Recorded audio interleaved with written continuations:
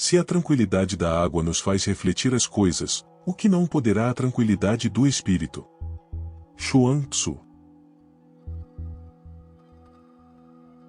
O mundo só está em equilíbrio quando as coisas seguem o seu curso natural, e logo, você não pode dominar o mundo mudando o caminho natural das coisas.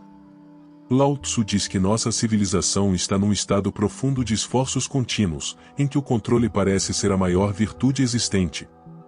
Nós não precisamos ir muito longe para observar isso. No local de trabalho, por exemplo, os funcionários são cada vez mais controlados e supervisionados, ainda mais agora com os avanços tecnológicos criados para o controle.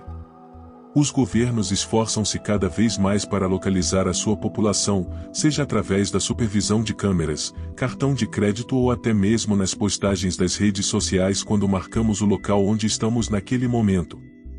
Ironicamente, um dos países que mais taxam e controlam a vida de sua população é a China, que vai totalmente contra uma filosofia que surgiu do mesmo local, o taoísmo.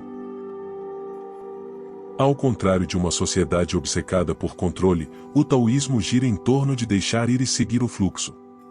À primeira vista, o ato de desapegar pode parecer uma forma de fraqueza, mas, de acordo com os taoístas, através de uma compreensão correta de como o universo funciona, podemos abordar a vida de forma mais inteligente, mais eficiente e deixar o fluxo seguir ao invés de tentar nadar contra a correnteza. Portanto, o poder de deixar ir é uma forma de força baseada na leveza e não na força. O Tao Te Ching, que é a principal escritura taoísta, foi escrito por um sábio misterioso chamado Lao Tzu, e existem inúmeras maneiras pelas quais podemos interpretar este texto. Uma maneira é vê-lo como um guia prático para um governante. O que caracteriza as passagens do Tao Te Ching, relativas à forma de governar, é que Lao Tzu coloca ênfase em governar através do não governar, e ele compara governar um país com fritar um peixe pequeno. Mexer demais em um peixe pequeno estraga a carne. Ele argumentou que quando um governante aumenta seu controle sobre o povo, ocorrerão todos os tipos de efeitos colaterais negativos. Vemos que as pessoas ficam desconfiadas umas das outras quando o governo é extremamente paternalista, e quando é muito intrusivo, as pessoas tornam-se rebeldes. Mas quando um líder é discreto e age com integridade, as pessoas se tornarão íntegras, pois terão espaço para evoluir naturalmente, e a evolução deve ser um fluxo natural da humanidade. É claro que Lao Tzu favorece uma forma passiva de governo, que não se aplica apenas à governação de um Estado, mas também à governação de nós próprios. Deixar as coisas acontecerem é fundamental para deixar a natureza fazer o seu trabalho, o que se aplica a qualquer outro tipo de situação. Neste vídeo, gostaria de mostrar 4 maneiras pelas quais o taoísmo nos mostra a necessidade de praticar o poder do desapego. A primeira é a arte de não fazer.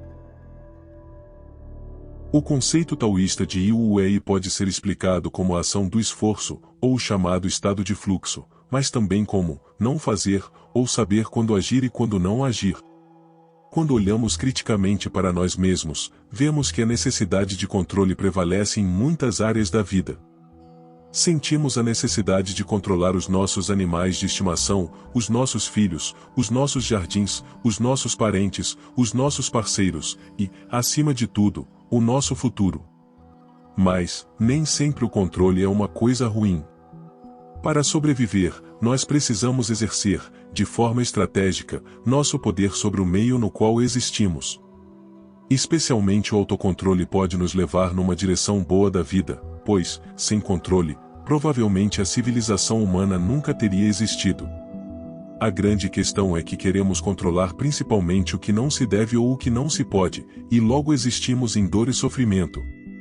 Parece que subestimamos sistematicamente as influências naturais que estão na base da nossa vida cotidiana. Não podemos controlar tudo e muitas coisas acontecem quando deixamos de controlá-las. Vamos pegar uma árvore, por exemplo. Podemos plantá-la, regá-la, adicionar um pouco de fertilizante e garantir que ele fique exposto à luz solar suficiente. Mas qualquer intervenção adicional apenas prejudicaria o processo, porque interromperíamos a natureza de fazer o seu trabalho. A atração é um fenômeno natural que está além do nosso controle. É absolutamente impossível ser aplicado, e logo, tem que crescer ou explodir espontaneamente. E só há uma maneira de deixar a semente da atração crescer e se tornar uma bela árvore, que não intervém, além de regas ocasionais. O silêncio torna o coração mais afetuoso. Outro exemplo são os relacionamentos. Você pode se esforçar para mostrar valor para a pessoa desejada, mas se a atração entre ambos não for de forma natural, o relacionamento irá se desgastar e ambos ou alguém irá sofrer. Não existe controle no amor. Se existir é porque alguém está fornecendo danos psicológicos na outra pessoa, sendo por meio de agressões físicas ou por chantagem emocional. Nos relacionamentos as coisas apenas precisam fluir como um rio. A segundo é abraçar a mudança. Os taoístas tinham plena consciência de que a vida se desenvolve num movimento constante entre opostos, ventre alto e baixo, claro e escuro, yin e yang, positivo e negativo. A existência dos opostos é exatamente o que gera equilíbrio, e no final, não há muito que possa ser feito para influenciar uma posição, pois, a maneira mais eficiente de viver é simplesmente acompanhar as ondas da existência. O fluxo da vida e suas transformações são inevitáveis, porém, vemos tantas pessoas apegadas a pequenas coisas que não deixam a sua alma levitar, e suas vidas simplesmente não saem do lugar. Elas não saem pois simplesmente não confiam no universo. E a consequência disso é um estilo de vida rígido, totalmente ausente da verdadeira felicidade. Elas veem a vida passando e por isso não amam, não se divertem, não sentem prazer e não sentem a natureza. Como Lao Tzu escreveu no Tao Te Ching, e passo a citar, os vivos são suaves e dóceis, os mortos são duros e rígidos, as plantas vivas são flexíveis e tenras, as mortas são frágeis e secas. Há também as pessoas que nadam contra a corrente, eles são os maiores desperdiçadores de energia do universo, pois é impossível você mudar o fluxo do rio naturalmente, e quando o homem muda a natureza se vinga e retoma o seu lugar. O ser humano tentar exercer uma resistência constante à forma como o universo se desenvolve e o fluxo da natureza existe, não é uma maneira muito eficiente de viver e muito provavelmente deixa a pessoa desgastada e infeliz. Não estar em aceitação com o fluxo natural das coisas, é também a causa das pessoas lutarem contra si mesmas e desenvolverem doenças que as afligem. Devido a certas expectativas sociais, as pessoas travam uma batalha contra a sua natureza inerente, em vez de seguirem os atributos que a natureza lhes deu. Poderíamos tentar seguir a nossa força, em vez de tentar reparar a sua fraqueza. Abraçar a mudança também se aplica à inutilidade e à utilidade. O filósofo taoísta Chuang Tzu observou que a utilidade depende das circunstâncias, ao contar a história de um comerciante que tentava vender camisas para uma tribo, cujos os membros estavam cobertos de tatuagens, e sempre as exibia andando logo, sem camisa. Para eles, as camisas são inúteis, mas para nós, pelo menos para a maioria de nós, elas não são necessárias. A utilidade e a inutilidade são relativas e não devem ser tratadas da mesma forma para todas as pessoas. Tratar da mesma forma é onde está a prática do controle ou a rigidez excessiva. De nada adianta você ter um celular totalmente moderno em um lugar onde não pega nenhum sinal de internet, ele acaba se tornando inútil em um mundo onde todos estão conectados. Logo é preciso ter discernimento para saber o que realmente é preciso. O terceiro é não focar nos resultados. Assim como os estoicos, os taoístas observaram que o foco nos resultados futuros tem um efeito negativo sobre nós.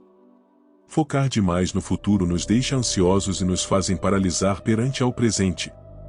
Tudo o que fazemos atualmente é ter um desejo doentio e incontrolável, e quanto mais desejamos isso, menos valorizamos a única coisa que temos, que é o momento presente. Chuang Tzu vai um passo além, dizendo-nos que quanto mais valorizamos algo externo, pior é o nosso desempenho no presente. Por exemplo, ele nos conta sobre um arqueiro que perde a habilidade de atirar quando se concentra demais no prêmio. Cito, e aquele que está disputando um pedaço de barro usa toda a sua habilidade, se o prêmio for uma fivela de bronze, ele atira timidamente, se for por um artigo de ouro, ele atira como se fosse cego. A habilidade do arqueiro é a mesma em todos os casos, mas nos últimos dois casos, ele está sob a influência do externo, e considera um dos prêmios, o mais importante. Todos os que dão importância ao que é externo demonstram estupidez em si mesmos. Agora, isso não significa que as pessoas que querem coisas externas sejam estúpidas, significa que quando nossas mentes estão voltadas para o futuro, nos paralisamos no presente. Este princípio está na base do estado de fluxo, que vemos em atividades como as danças, a arte e o esporte. Quando vivenciamos esse estado de fluxo, ficamos tão imersos na tarefa que, simplesmente esquecemos do futuro e focamos 100% no poder do agora, e o fluxo das coisas funcionam naturalmente. E, o último e quarto é abandonar o excesso. Nossa sociedade é doentia quando falamos em status social, as pessoas não querem por necessidade, elas querem para exibir, humilhar e mostrar o quão poderosas elas são. Estar no topo, olhar para baixo e ver pessoas rastejando é uma necessidade humana doentia pelo poder, o exibicionismo, status e riqueza hoje em dia são feitos para o bem individual e não pelo bem coletivo. E quando estamos no topo, é preciso um esforço enorme para permanecer lá, porque todos querem ocupar a sua posição. É estressante em comparação com os status mais baixos, onde se vive de forma mais privada, com menos competição, menos inimigos e, em geral, menos esforço. O outro extremo, porém, é um lugar de privação. Chuang Tzu observou que um pássaro que vive na floresta não quer mais do que um galho. E que um mamífero que bebe do lago não bebe mais do que uma barriga cheia. Assim, se visarmos o que precisamos e deixarmos de lado os excessos, evitamos que os bens se tornem a nossa cela de prisão, o que nos permite viajar com pouca bagagem. Epicuro observou também que as necessidades básicas da vida são fáceis de obter e que viver moderadamente é a chave para a felicidade. É um caminho fácil e sustentável. Como escreveu Lao Tzu, aqueles que usam a moderação já estão no caminho do Tão. Quando paramos de nos esforçar, damos espaço à natureza para se desenvolver. Ao confiar no universo e aceitar que ele está em constante mudança, reside a oportunidade de nos tornarmos soltos e flexíveis, em vez de rígidos e quebradiços.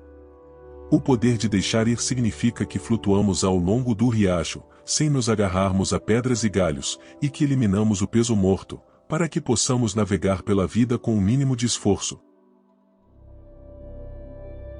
Obrigado por você estar aqui, eu te vejo no próximo vídeo.